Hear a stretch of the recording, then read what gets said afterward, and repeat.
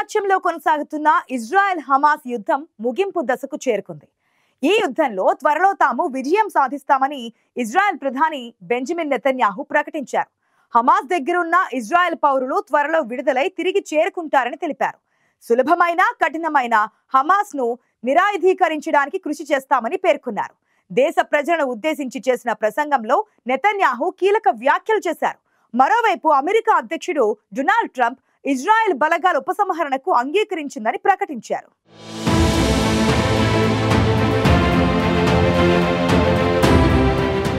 హమాస్తో త్వరలోనే యుద్ధం ముగుస్తుందని, త్వరలోనే విజయం సాధిస్తామని ఇజ్రాయెల్ ప్రధాని నెతన్యాహు కీలక ప్రకటన చేశారు.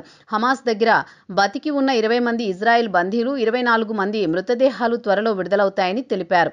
అంతేకాక హమాస్ను ఖచ్చితంగా నిరాయుధీకరిస్తామని హెచ్చరించారు. ట్రంప్ ప్రణాళికలో తొలి దశ అమలు చేయడానికి సిద్ధంగా ఉన్నామని తెలిపారు.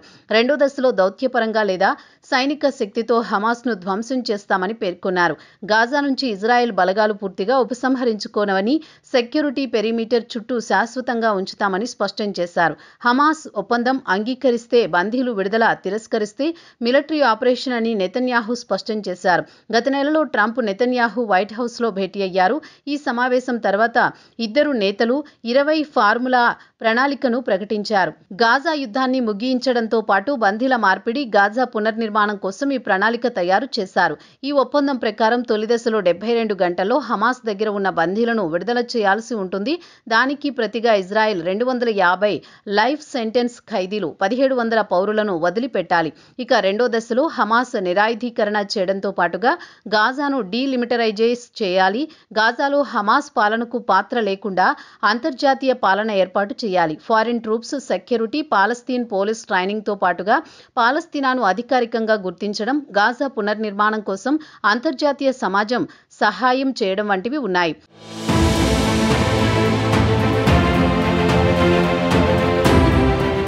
ఈ ప్రణాళికను హమాస్ అంగీకరించకపోతే ఇజ్రాయెల్కు పూర్తి మద్దతు ఇస్తామని ట్రంప్ స్పష్టం చేశారు. దశల వారీగా బలగాలను ఉపసంహరించుకునేందుకు ఇజ్రాయెల్ అంగీకారం తెలిపిందని ట్రంప్ ఎక్స్లో పోస్ట్ చేశారు. హమాస్ కన్ఫర్మ్ చేస్తే వెంటనే సీజ్ ఫైర్ అమలవుతుందన్నారు. అయితే ఈ ప్రణాళిక హమాస్పై ఒత్తిడి పెంచుతోంది. ఈ నేపథ్యంలోనే సోమవారం ఈజిప్ట్లో ఇజ్రాయెల్ హమాస్ మధ్య చర్చలు జరగనున్నాయి. ఈ శాంతి చర్చలకు ఖతార్, ఈజిప్టు మధ్యవర్తిత్వం వహిస్తున్నాయి. ఈ ప్రణాళికలో కొన్ని అంశాలకు హమాస్ అంగీకారం తెలిపింది. బందీల మార్పిడి అంగీకరించింది కానీ నిరాయుధీకరణ, ఉపసంహరణపై అభ్యంతరాలు వ్యక్తం చేసింది. పూర్తిస్థాయి కాల్పుల విరమణతో పాటు గాజాలో ఇజ్రాయెల్ బలగాలను ఉపసంహరించుకోవాలని హమాస్ డిమాండ్ చేస్తోంది. ఈ నేపథ్యంలోనే నెతన్యాహు రానున్న రోజుల్లో బందీలు అందరూ విడుదలవుతారని ఆశాభావం వ్యక్తం చేశారు. ఇప్పుడు ఈజిప్ట్లో జరగనున్న ఈ చర్చలు యుద్ధం ముగింపునకు కీలకం కానున్నాయి.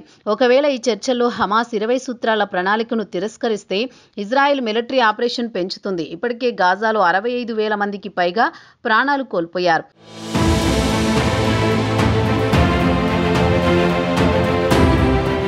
ఇదిలా ఉండగా శాంతి ప్రణాళికలోని కొన్ని అంశాలను అంగీకరిస్తున్నట్లు హమాస్ ప్రకటన విడుదల చేసింది. ఇందులో భాగంగా ఇజ్రాయెల్కు చెందిన బందీలను విడుదల చేసేందుకు ఒప్పుకుంది. ఈ క్రమంలోనే గాజా పట్టీపై దాడులు ఆపాలని ఇజ్రాయెల్కు అమెరికా అధ్యక్షుడు డొనాల్డ్ ట్రంప్ ఆదేశించారు. శాంతికి హమాస్ సిద్ధంగా ఉన్నట్లు తనకు అనిపిస్తోందని తెలిపారు. తాను ప్రతిపాదించిన 20 సూత్రాల శాంతి ప్రణాళికను అంగీకరించాలంటూ హమాస్కు ట్రంప్ డెడ్ లైన్ విధించిన కొద్దిసేపటికే ఈ పరిణామాలు జరిగాయి. ఆదివారం సాయంత్రం 6 గంటల లోపు తాను ప్రతిపాదించిన 20 సూత్రాల శాంతి ప్రణాళికను సమ్మతి తెలపకపోతే హమాస్కు నరకం ఎలా ఉంటుందో చూపిస్తానని తొలుత ట్రంప్ ట్రూత్లో పోస్ట్ చేశారు. బందీలందరినీ ఇజ్రాయెల్కు అప్పగించాలని హమాస్కు సూచించారు. ఆయుధాలను త్యజించాలని హమాస్కు ఇదే చివరి అవకాశమని ట్రంప్ హెచ్చరించారు. కొద్దిసేపటికే డొనాల్డ్ ట్రంప్ ప్రతిపాదించిన శాంతి ప్రణాళికలోని కొన్ని అంశాలను అంగీకరిస్తున్నట్లు హమాస్ ప్రకటనను విడుదల చేసింది. బందీల విడుదల, సహాయ అధికారాన్ని వదులుకోవడానికి సిద్ధమని అందులో పేర్కొంది. అయితే కొన్ని కీలక అంశాలపై మరిన్ని చర్చలు అవసరమని తెలిపింది. గాజా భవిష్యత్తు సహా పాలస్తీనియన్ల హక్కులపై సమగ్రంగా చర్చలు జరపాలని కోరింది.